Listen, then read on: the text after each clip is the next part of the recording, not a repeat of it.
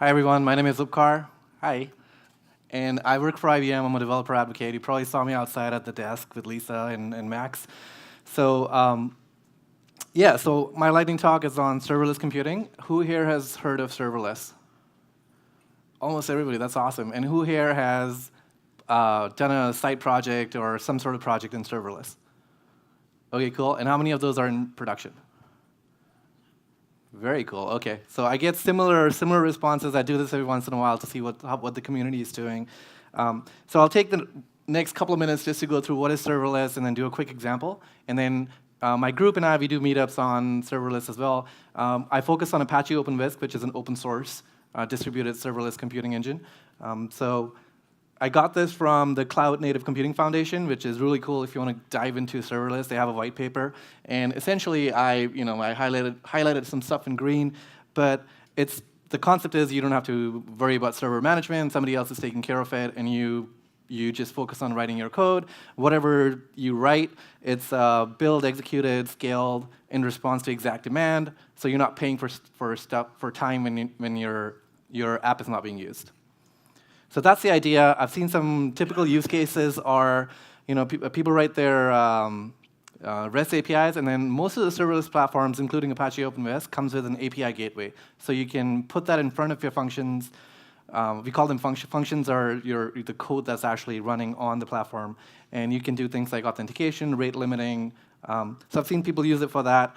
Also, backend services. So an example that they made at IBM was scanning a bank check that somebody gave you, and then your backend service processes the amount and the account number and processes the check with some OCR libraries. So that's an example of a serverless function or action doing that one thing, and it's decoupled from everything else. Event-driven programming is also really big in the serverless world. So, and I know most of the platforms have some sort of event-driven programming. And the idea, going back to the check example, is when you wait for a trigger to fire when the image is loaded to a database, and then your function fires or is invoked. All right, so I just wanted to put this up there because normally in my meetups, not a lot of people have heard about serverless, but just to show you the different kinds of companies or how many players are currently involved in serverless and have some sort of offering. And this is growing like every week when I go back to the Cloud Native Computing Foundation site. There's a new thing there. It's really cool. You can actually go to the site and click on each one and see what they do in this space. And then again, I focus on Apache OpenWhisk. It's an open source distributed serverless system. It was developed by IBM Research and then donated to Apache. And then we have Adobe and Red Hat as the two big players that are contributing back into OpenWhisk. And if I were to boil it down, which I need to because we just have 10 minutes, the three things you need to know in serverless with OpenWhisk are actions, triggers, and rules. And actions are the stuff at the bottom. That's your actual code. Trigger is something that it's listening for an outside event and gets fired when that event happens. And then the rule is what links your actions to your triggers. So pretty easy.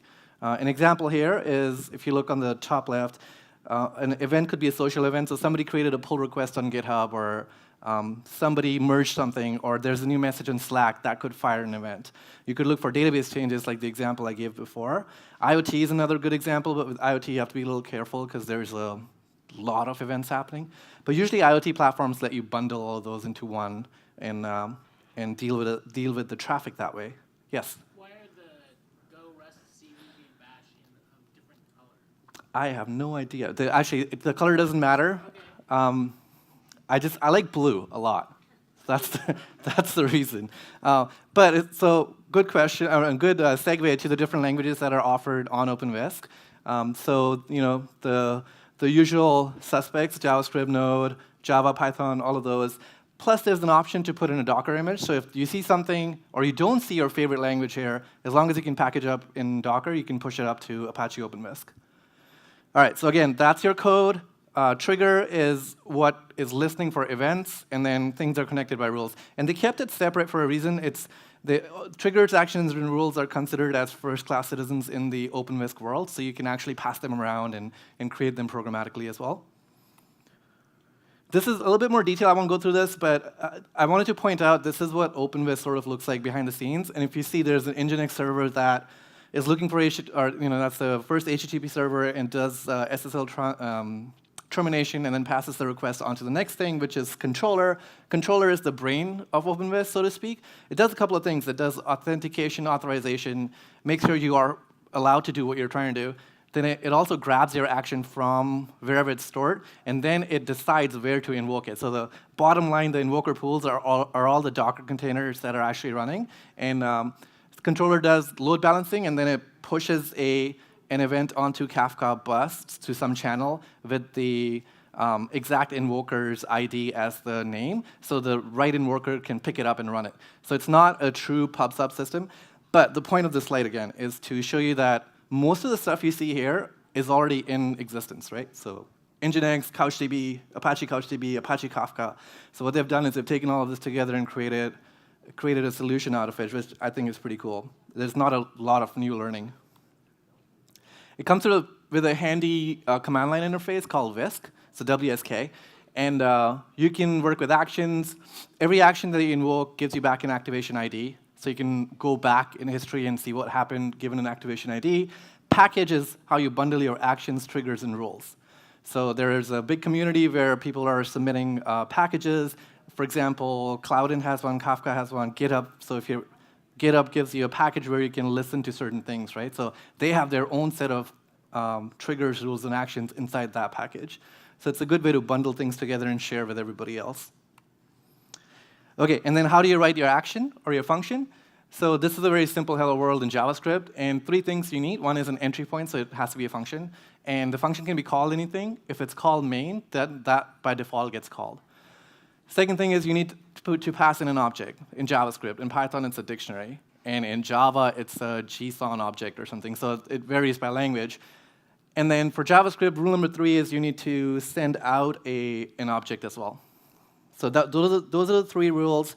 This is how you create an action. You say whisk action create, give it a name, give it the file where the code is coming from, and say what kind of runtime you want. So this is Node.js 6 or 10 or whatever. Python, you can do the same thing.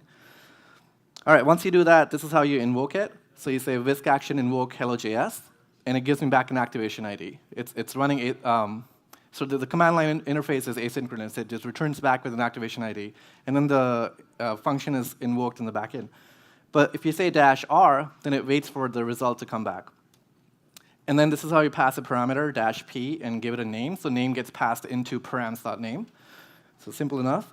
And then if I list all of my activations, I say whisk activation list and give it hello.js. I only want activations for that function. Then it gives me all of the activations. And then this is really handy. There's a whisk activation poll, and this is like tailing the log file for all of my functions on OpenWhisk. So everything that goes on, if I do console.log, it goes into that. There's so much more to talk about with OpenWhisk, and we don't have time, but you can do compositions, which is arranging functions in sequences and using them as building blocks for bigger functions. You can do HTTP actions. If you convert an action into an HTTP action, then the controller understands things like redirection, setting cookies, or passing certain content type back. So you can use it in the browser directly. We talked about packages, API gateway. Again, that's open source with OpenWhisk, and that lets you put like a wall in front of your functions. And then, yeah, like how do you, there's a way to install external packages. So let's say you want to use some package which is not in the Node.js runtime provided by OpenWhisk container, then there's a way to do that as well. So you can use outside packages. And then there's a debugger as well. Peter, do we have two more minutes? Sure. How are we doing with time? Good. Okay. All right. So I'll do a super quick demo here. All right. So this directory is empty. I'll create a index.js. Is the font okay? Mm-hmm. All right. And on this screen, I'll say whisk action activation poll. So I've started my not debugger, but I'm tailing the logs. Then I'll go into that JavaScript file. And all I need to do is give it a function, some arguments, and I'll say if the arguments contain name, then print out, or not print, console.log, hello to the name.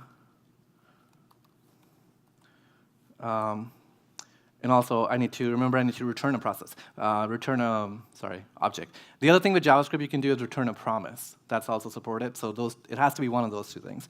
So we'll keep it simple. We'll just return an object, greeting, and then I'll just copy that one as the actual message. Done, and then I'll say else. Do the same thing, but in this case, just say hello world.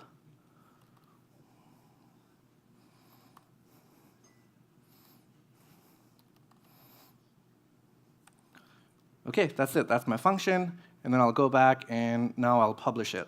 So I have to do whisk action create. I'll call it sfhtml5 action, and then I have to give it where to the code, and that's index.js. So my action got created, and now to invoke it, I can say, or first I can list it.